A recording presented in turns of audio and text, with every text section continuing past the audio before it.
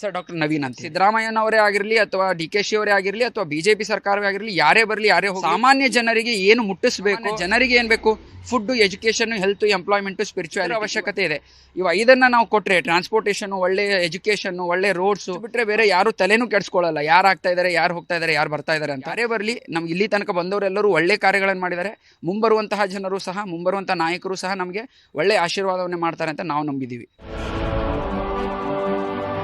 Sir doctor Naveen ಅಂತ. ಅಭಿವೃದ್ಧಿ ನಿಮಗೆ ಎಷ್ಟು ಮಟ್ಟಿಗೆ ತೃಪ್ತಿಯಾಗಿದೆ? 101% ತೃಪ್ತಿಯಾಗಿದೆ ಸರ್. ಯಾಕಂದರೆ ಉತ್ತರ ಕರ್ನಾಟಕದಿಂದ ಹಿಡಿದು ದಕ್ಷಿಣ ಕರ್ನಾಟಕದವರೆಗೂ ಸಹ ಸಿದ್ದರಾಮಯ್ಯನವರು ಒಳ್ಳೊಳ್ಳೆ ಕಾರ್ಯಗಳನ್ನು ಮಾಡಿದ್ರು. ಅನ್ನಭಾಗ್ಯ ಮುಂಚಿನಿಂದಲೂ ಮಾಡ್ತಾರೆ ಬಂದಿದ್ದಾರೆ. ಅನಂತರ ಎಲೆಕ್ಟ್ರಿಸಿಟಿ ಫ್ರೀ ಮಾಡಿದ್ರು. ಎಷ್ಟೋ ಜನರಿಗೆ ಟ್ರಾವೆಲಿಂಗ್ ಫ್ರೀ ಮಾಡಿ ತುಂಬ ಜನ, ನಾವು ಉತ್ತರ ಕರ್ನಾಟಕದಿಂದ ನಾನು ನೋಡ್ತಾ ಇರ್ತೀನಿ ಎಷ್ಟೋ ಸಲ ಹೋದಾಗ, ಎಲ್ಲರೂ ಸಹ ಉತ್ತರ ಕರ್ನಾಟಕದಲ್ಲಿ ಬಸ್ ಫ್ರೀ ಮಾಡಿದ್ದಾರೆ ಅಂತೇಳಿ ತುಂಬ ಖುಷಿಯಿಂದ ಅಡ್ಡಾಡ್ತಾರೆ.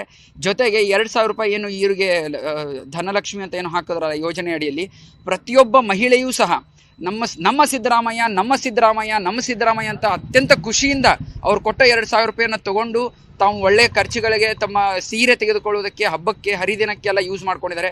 ಸೊ ಹಾಗಾಗಿ ಪ್ರತಿಯೊಬ್ಬ ಮಹಿಳೆಯ, ಪ್ರತಿಯೊಬ್ಬ ಪುರುಷರ ಸಂಪೂರ್ಣ ಅನುಗ್ರಹ ನಮ್ಮ ಸಿದ್ದರಾಮಯ್ಯ ಅವರ ಮೇಲೇನೂ ಇದೆ, ಹಾಗೂ ಬೇರೆ ಯಾರೇ ಬಂದರೂ ಸಹ ಎಲ್ಲರ ಮೇಲೇನೂ ಸಹ ಇರುತ್ತೆ ಸರ್. ಮತ್ತು ಇವಾಗ ಈ ಸಿದ್ದರಾಮಯ್ಯ ಅವರ ಬದಲಾವಣೆಯಿಂದ ಅಥವಾ ಡಿ.ಕೆ.ಶಿ ಅವರು ಅಧಿಕಾರಕ್ಕೆ ಬಂದರೆ ನಿಮಗೆ ಯಾರು ಬೆಸ್ಟ್ ಅನಿಸ್ತದೆ?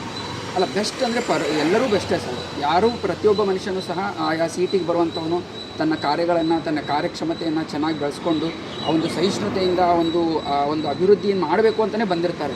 ಸೊ ಸಿದ್ದರಾಮಯ್ಯ ಅವರು ಸಹ ನಮಗೆ ಒಳ್ಳೆಯ ಕಾರ್ಯಗಳನ್ನು ಮಾಡಿದ್ದಾರೆ.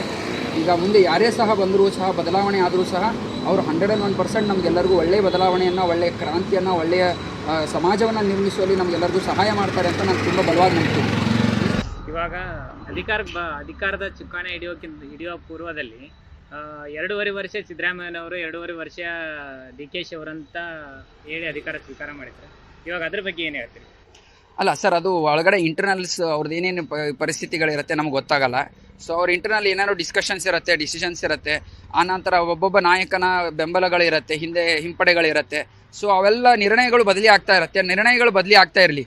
ಯಾಕಂದರೆ ನಮಗೆ ಹೊಸ ಚೇಂಜ್ ಬೇಕಾಗುತ್ತೆ, ನವೀನತೆಯಿಂದ ನಾವು ಮುಂದೆ ಬರೆಯಬೇಕಾಗತ್ತೆ.